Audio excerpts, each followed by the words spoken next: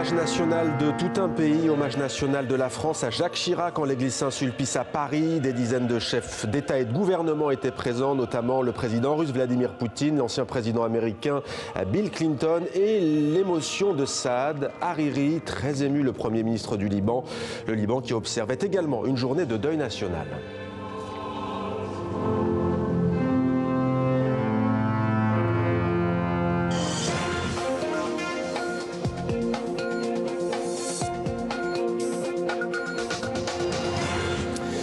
Vous êtes sur TV5 Monde, bienvenue dans 64 minutes. Jacques Chirac repose désormais au cimetière du Montparnasse à Paris, aux côtés de sa fille Laurence. L'ex-président français a été inhumé cet après-midi dans la plus stricte intimité.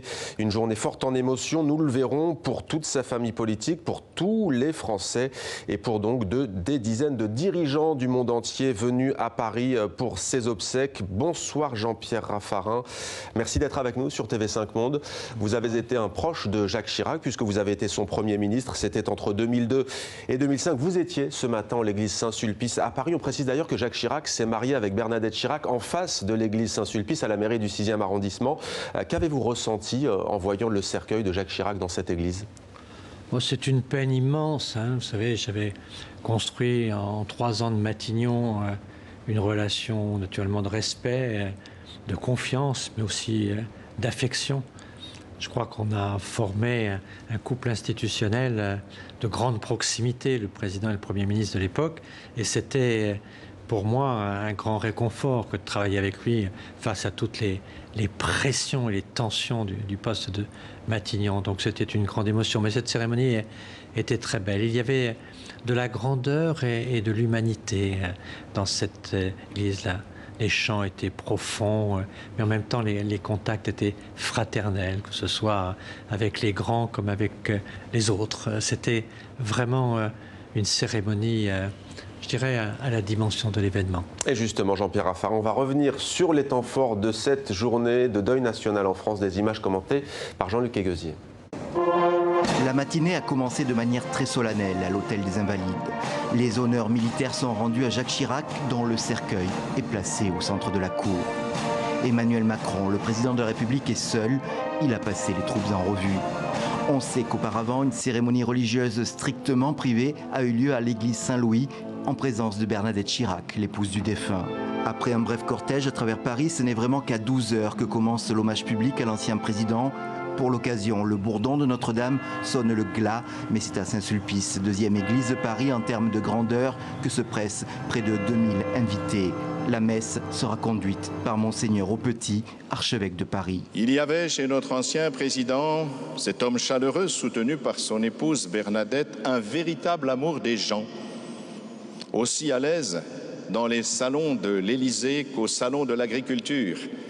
Beaucoup, en le rencontrant, se sentaient considérés. Il y a là tout l'aéropage de la République. Président et ancien président, le gouvernement, les représentants des deux chambres et tout ce personnel politique, anciens ministres, députés, chefs de parti, dont certains ont pu servir à côté ou même contre Jacques Chirac pendant sa longue carrière. Au premier rang, bien sûr, sa fille, son gendre et son petit-fils.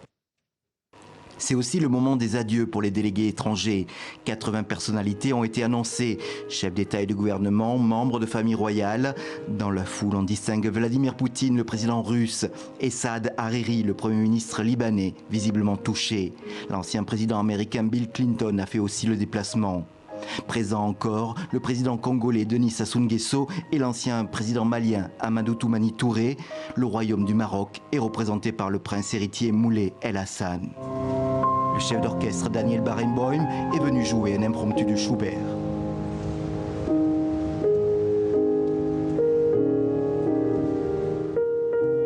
À l'extérieur de l'église, 2 écrans géants retransmettent la cérémonie pour la foule des anonymes.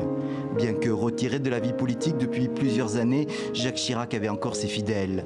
Dimanche, ils ont été 7000 selon l'Élysée à faire la queue pour saluer sa dépouille. Après 1 heure, les invités se dispersent. L'enterrement dans l'intimité familiale a eu lieu au cimetière du Montparnasse, à quelques centaines de mètres de là, au cœur de Paris, où il avait mené toutes ses batailles, où il était né, voilà 86 ans.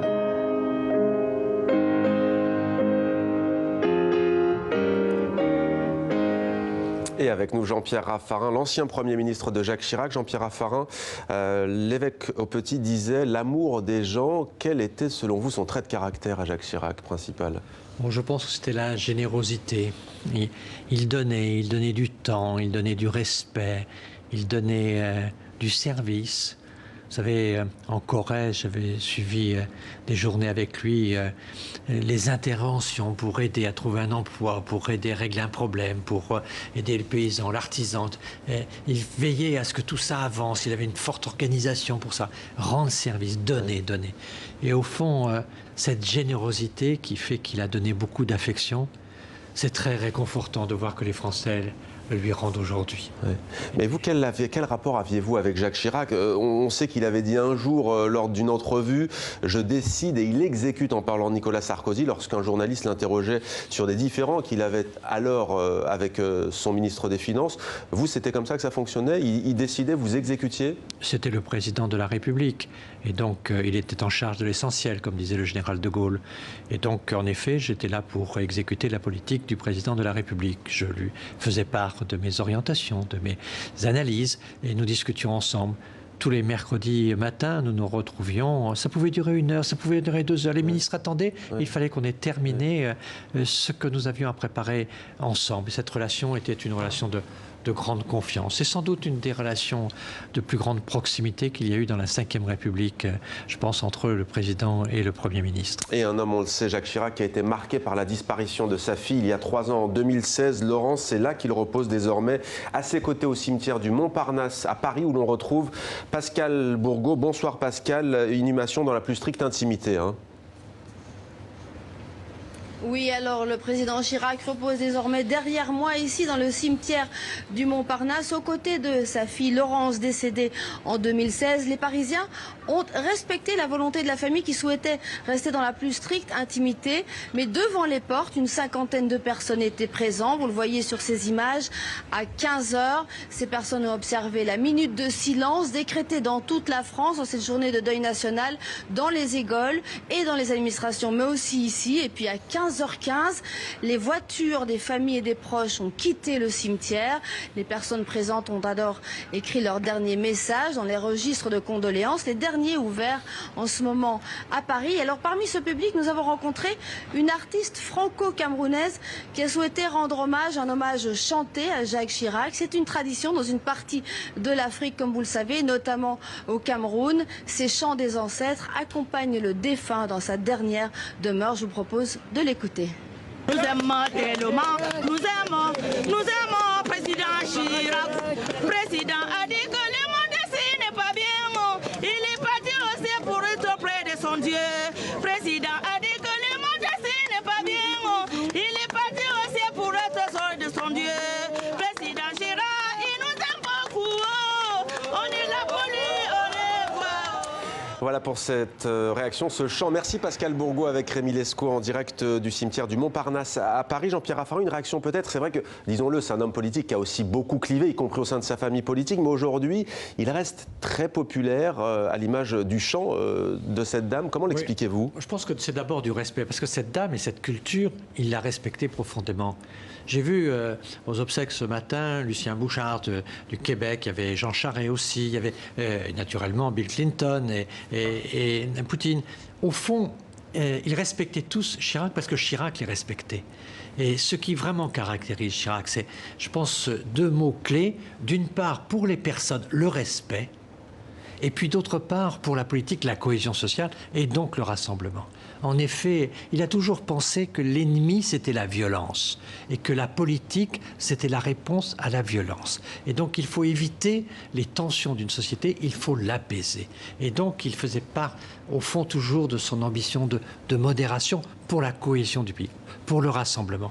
Et c'est, je crois, un superbe message et finalement quelque chose qui relève peut-être de la providence que son départ se fasse avec un tel rassemblement, parce que je crois que c'était le mot qui était aux clés de son cœur. Et alors c'est plutôt rare lorsqu'un chef d'État ou un ancien chef d'État disparaît qu'un autre pays décrète un jour de deuil national. C'est le cas du Liban. Aujourd'hui, direction Beyrouth où l'on retrouve Michel, notre rédacteur en chef à L'Orient le Jour, Michel Touma. Bonsoir Michel, merci d'être avec nous Michel Touma. On insiste beaucoup sur la grande amitié entre la famille Hariri et Jacques Chirac, mais qu'en est-il pour le peuple libanais? Comment réagit-il aujourd'hui à cette disparition? Alors, évidemment, au niveau libanais, la disparition du président Chirac a suscité une émotion, une vive émotion parmi une bonne partie des Libanais, en raison de l'implication du soutien indéfectible que le président Chirac a manifesté au Liban durant des phases, des étapes très délicates et très difficiles que le Liban a traversées. Les Libanais n'oublient pas d'abord que le président Chirac a pris l'initiative d'organiser à Paris 3 conférences de soutien économique au Liban, des conférences Paris 1, Paris 2, Paris 3. Et au cours de ces conférences, le président Chirac s'est vraiment impliqué personnellement. Il a été même jusqu'à interpeller certains dirigeants qui hésitaient à accorder une aide économique au Liban. Il leur disait carrément, et ça a été vu publiquement, je n'ai pas entendu, je n'ai pas compris quel est le montant que vous allez accorder au Liban. Donc, carrément, il interpellait les dirigeants qui hésitaient à aider économiquement le Liban. Mais sur le plan politique, les Libanais n'oublient pas aussi le rôle crucial qu'a joué le président Chirac dans la fin de l'occupation syrienne du Liban. Au cours du sommet qui avait eu lieu en Normandie en 2004, je pense, entre le président Chirac et le président George Bush, décision a été prise au cours de cette rencontre de mettre fin à la présence des troupes syriennes au Liban. Et ça s'est concrétisé par la résolution 1559 du Conseil de sécurité. Donc là aussi, les Libanais n'oublient pas cet apport du président Chirac. Merci beaucoup. À la fin de l'occupation syrienne. Merci beaucoup Michel Touma d'avoir réagi en direct de Beyrouth, rédacteur en chef à L'Orient le Jour. Jean-Pierre Raffarin, sur le plan international, Jacques Chirac était très populaire, notamment dans le monde arabe. Il avait dit non à la guerre en Irak. On se souvient du fameux discours de Dominique de Villepin, chef de la diplomatie française à l'ONU. Comment expliquez-vous une telle popularité au-delà du nom de l'Irak? Il incarnait la politique arabe de la France du général de Gaulle? Il a incarné l'indépendance, le dialogue avec tous, mais surtout la compréhension. C'est-à-dire que Chirac travaillait beaucoup. Il ne donnait pas le sentiment de travailler. Mais il connaissait la culture des uns et des autres, la culture africaine. Il la connaissait en profondeur, les cultures africaines. Il connaissait l'Asie, le Japon, c'était une de ses grandes passions, la Chine.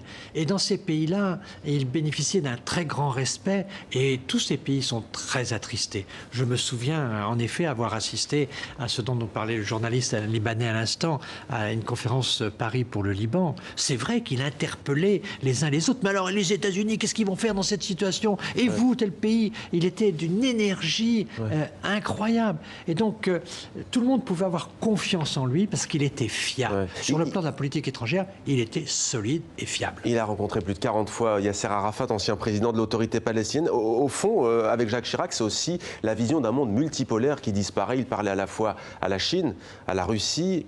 Il avait de bonnes relations avec les États-Unis, même si ça a été compliqué avec George Bush. C'est ce monde aussi qui disparaît?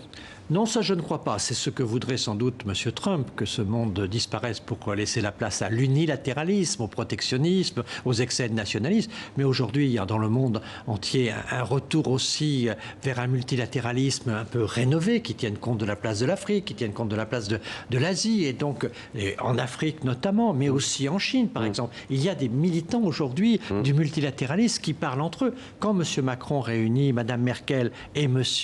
Juncker pour parler avec M. Xi Jinping, c'est pour parler de ce nouveau multilatéralisme. Donc je pense qu'il y a les adversaires du dialogue. Il y a ceux qui veulent toujours l'équilibre du monde par la domination des uns sur les autres. Et puis il y a ceux qui veulent l'équilibre par le dialogue, par la compréhension, par la diversité culturelle notamment. C'est ça, cher Jean-Pierre Raffarin, sur le plan international, certains disent que la zone d'ombre de Jacques Chirac, c'était tout de même le prolongement de ce qu'on appelle la politique africaine de la France, en tous les cas ce qu'on appelle la France-Afrique, avec tous les réseaux qu'on ne va pas citer, mais Focar et autres. Comment réagissez-vous à cela? Il n'a pas réussi à rompre justement Bien sûr qu'il ce qu'essaie de faire peut-être d'ailleurs Emmanuel Macron aujourd'hui en disant moi je n'étais pas né au moment des indépendances. Mais bien sûr qu'il a rompu. Il a monté une vraie politique d'indépendance.